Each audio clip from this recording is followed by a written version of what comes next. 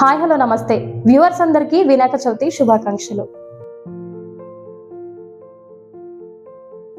ఏ పని మొదలు పెట్టినా తొలి పూజ మాత్రం వినాయకుడిదే. అంతేకాదు సాక్షాత్తు బ్రహ్మ సృష్టి కార్యాన్ని ప్రారంభించే ముందు గణపతిని పూజించినట్లు ఋగ్వేదంలో ఉందని పండితులు చెబుతారు. మరి అలాంటి విఘ్నేశ్వరుడిని ప్రత్యేకంగా ఆరాధించే పండుగ వినాయక చవితి. మరి వినాయక చవితిని ఎందుకు జరుపుకుంటారు? ఇంతకీ వినాయక చవితి ఉత్సవాలు ఎలా ప్రారంభమయ్యాయి? అంతేకాదు కొందరు భక్తులు వినాయకుడి ముందు గుంజీలు తీయడం మీరు చూసే ఉంటారు. మరలా చేయడంలో ఉన్న అంతరార్థం ఏమిటో ఈ రోజు వీడియోలో చూద్దాం. భాద్రపద మాసంలో శుక్లపక్షం 4వ రోజు అంటే చవితి రోజు ఈ పండుగ జరుపుకుంటారు. వినాయకుడు జన్మదినంగా ఈ రోజును చెప్పుకోవచ్చు. మరి ఇదే రోజున వినాయకుడు గణాధిపతి సాధించాడని మరికొందరి నమ్మకం. హిందూ మైథాలజీ ప్రకారం పూర్వం గజాసురుడు అనే రాక్షసుడు శివుడి గురించి కఠోర తపస్సు చేస్తాడు.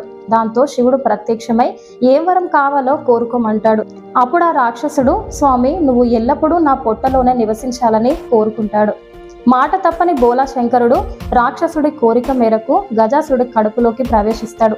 ఆ విషయం తెలుసుకున్న పార్వతీదేవి చాలా బాధపడి శ్రీ మహావిష్ణువుని ప్రార్థించి ఎలా అయినా గజాసురుడి నుంచి శివుణ్ణి కాపాడమని కోరుతుంది. దాంతో శ్రీ మహావిష్ణువు గంగిరెద్దు మేళం నాటకం ఆడతాడు. నందీశ్వరుని గంగిరెద్దుగా, బ్రహ్మాది దేవతలను వాయిద్యకారులుగా మార్చి గజాసురుడి దగ్గరికి వెళ్లి నందిని ఆడిస్తాడు శ్రీ మహావిష్ణువు. ఆ మేళానికి ముగ్గుడైన గజాసురుడు నీకు ఏం కావాలో కోరుకోండి అంటూ వరమిస్తాడు. సో అదే సరైన సమయం అని భావించిన విష్ణుమూర్తి నీ దగ్గర ఉన్న శివుణ్ణి ఇవ్వమని అడుగుతాడు. కోరిక వినగానే ఆ కోరిక కోరింది వేరెవరో కాదు, సాక్షాత్తు శ్రీ మహావిష్ణువేనని గ్రహిస్తాడు ఆ రాక్షసుడు. తనకిక మరణం తప్పదని గ్రహించి శివునితో ఇలా అంటాడు. తన తలని లోకమంతా ఆరాధించేటట్టుగా అనుగ్రహించి తన చర్మాన్ని శివుడి వస్త్రంగా ధరించమని వేడుకుంటాడు. తర్వాత శ్రీ మహావిష్ణువి ఆదేశంతో నంది తన కొమ్ములతో గజాసురుడిని చీల్చి చంపుతుంది. అలా గజాసురుడిని కడుపులో నుంచి శివుడు బయటకి వస్తాడు. ఇక శివుడు రాకను గుర్తించిన పార్వతీదేవి చాలా సంతోషించి భర్త రాక సందర్భంగా అందంగా సిద్ధం అయ్యేందుకు నలుగు పెట్టుకుంటూ అదే నలుగు పిండితో ఓ బాలుని రూపాన్ని తయారు చేసి దానికి ప్రాణం పోసి ద్వారం వద్ద నిలబెట్టి ఎవరిని రానివద్దని స్నానానికి వెళ్తుంది. ఆ బాలుడు సాక్షాత్తు పరమశివుడే వచ్చిన ఆయనని కూడా లోపలికి పంపడానికి ఒప్పుకోడు. దాంతో శివుడు కోపంతో ఆ పిల్లవాడి తలను ఖండించి లోపలికి వెళ్తాడు. అప్పటికే స్నానం ముగించుకుని అలంకరించుకుంటున్న పార్వతీదేవి భర్తను చూసి ఎంతో సంతోషిస్తుంది. అలా వారిద్దరూ మాట్లాడుకుంటూ ఉండగా మాటల మధ్యలో ఆ పిల్లవాడి ప్రస్తావన రాగా శివుడికి అతనికి తన బిడ్డ అని పార్వతీదేవి చెబుతుంది. శివుడు బాధతో గజాసురుడికి ఇచ్చిన మాట ప్రకారం గజాసురుడి తలను ఆ పిల్లవాడికి అతికించి అతన్ని బతికిస్తాడు. గజముఖం అంటే ఏనుగు ముఖం ఉండడంతో అలా వినాయకుడు గజానానుడుగా పేరు పొందాడు. అతడి వాహనం అనింద్యుడు అనే ఎలుక.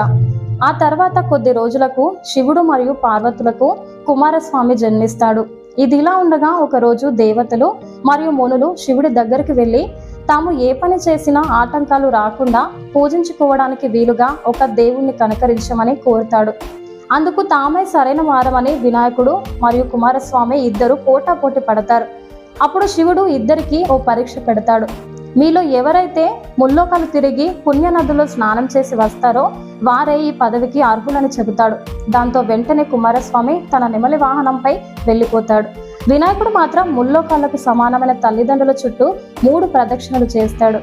దీంతో కుమారస్వామికి 3,50,00,000 నదులలో ఏ నదికి వెళ్ళినా అప్పటికే గణపతి దేవుడు ఆ నదిలో స్నానం చేసి తనకు ఎదురు వస్తున్నట్టుగా కనిపిస్తాడు. అన్ని నదులు తిరిగి కైలాసానికి వచ్చేసరికి అదే సమయంలో తన అన్నయ్య వినాయకుడు తండ్రి పక్కనే ఉంటాడు. విషయం తెలుసుకున్న కుమారస్వామి తన అహంకారానికి బాధపడతాడు. అన్న మహిమ తెలియక తప్పు చేశానని తనను క్షమించి అన్నకే ఆధిపత్యం ఇవ్వండి అని శివుణ్ణి కోరతాడు. అలా భాద్రపద శుద్ధ చవితి రోజు గజాననుడు విఘ్నేశ్వరుడుగా మారాడు.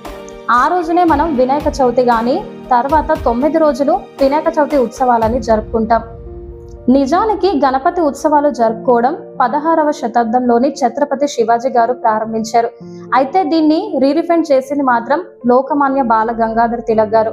19వ శతాబ్దంలో బ్రిటిష్ వారికి వ్యతిరేకంగా చర్చలు జరపడానికి, స్వాతంత్ర సమరయోధంలో పాల్గొంటున్న వారందరూ ఒకే చోట చేరడానికి వేదికగా నిలిచింది వినాయక చవితి వేడుక. అలా అప్పటి నుంచి వినాయక చవితిని 9 రోజుల ఉత్సవంగా దేశం నలుమూలలా జరుపుకుంటున్నాం.